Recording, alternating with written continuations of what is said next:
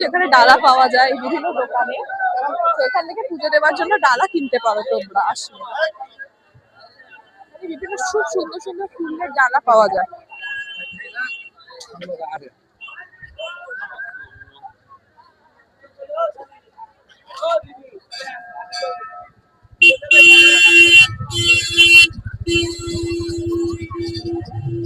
Finally Bhutnath মন্দিরে পৌঁছে গেছি, এটাই হচ্ছে আমাদের ভূতনাথ মন্দির।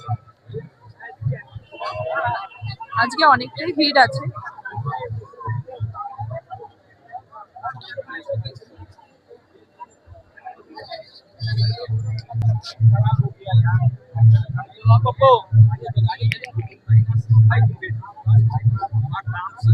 ভিতরে একটি প্রোগ্রাম হচ্ছে, গানের অনুষ্ঠান হচ্ছে আজকের দিনে।